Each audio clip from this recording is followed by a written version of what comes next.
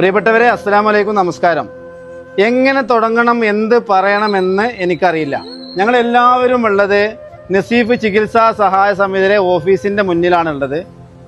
എന്നെ സംബന്ധിച്ചിടത്തോളം എൻ്റെ പൊതുജീവിതത്തിലും അതുപോലെ തന്നെ ഈ ചാരിറ്റി പ്രവർത്തനത്തിലൊക്കെ ഇതുപോലത്തെ അത്ഭുതപ്പെടുത്തകൾ ഇടയ്ക്കിടയ്ക്ക് വരുമ്പോൾ അത് വല്ലാത്തൊരു മാതൃകയാണ് ഈ നാടിന്.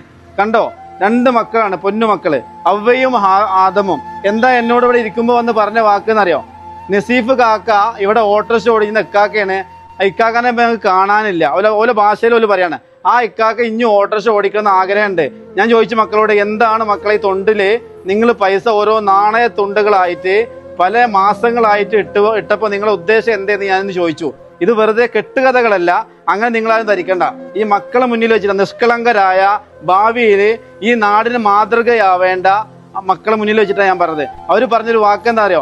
ഞങ്ങൾ ടോയ്സ് വാങ്ങാൻ ഉദ്ദേശിച്ചിട്ടാണ് ആദം എന്നോട് പറഞ്ഞത്.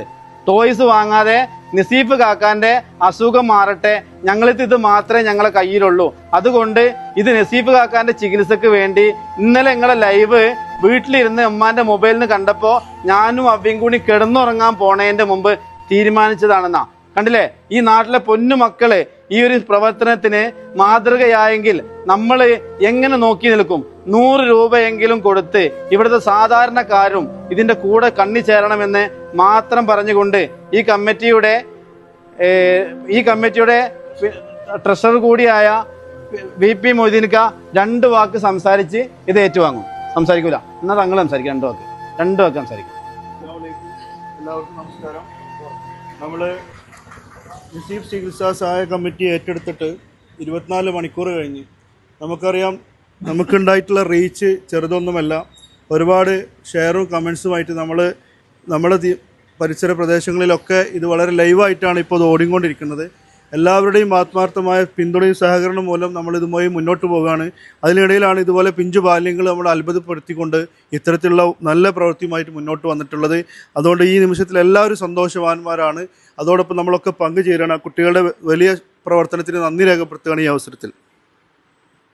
നിങ്ങളെല്ലാവരും ഈ കുട്ടികൾക്ക് വേണ്ടി പ്രാർത്ഥിക്കണം. ഈ കുട്ടികളെ ഈ നാടിൻ്റെ മാതൃകാ മക്കളായിട്ട് മാറണം. ഈ കുട്ടികളെ മാതാപിതാക്കൾക്ക് ഞാൻ 1000 പൂച്ചെണ്ടുകൾ അർപ്പിക്കുകയാണ്. ഇതുപോലുള്ള ഒരു മക്കളെ പ്രസവിച്ചു അല്ലെങ്കിൽ ഇതുപോലെ മക്കൾക്ക് ജന്മം നൽകി എന്ന പേരിൽ ആ വാപ്പാക്കും ഉമ്മാക്കും തീർച്ചയായിട്ടും സന്തോഷിക്കാം. നിങ്ങളെ മക്കൾ മാതൃക ആയിട്ടുള്ളത് ഒരു ജീവൻ തിരിച്ചു പിടിക്കാൻ വേണ്ടിയിട്ട് മാത്രമാണെന്ന് പറഞ്ഞുകൊണ്ട് എൻ്റെ വാക്കുകളെ ഞാൻ അവസാനിപ്പിക്കുകയാണ്. ഇത് ഈ മക്കളെ കയ്യിൽ നിന്നും പിടിച്ചോളെ ഏറ്റുവാങ്ങാൻ വേണ്ടി ഈ കമ്മിറ്റിയുടെ ട്രഷറർ മൊയ്തീൻക്കല്ലേ, മൊയ്തീൻ കോയക്കാനെ ക്ഷണിക്കുകയാണ്. കൊടുത്തോളേ, ഒന്ന് കൈയടിച്ചാളേ കുട്ടികൾക്ക് വേണ്ടിയിട്ട്.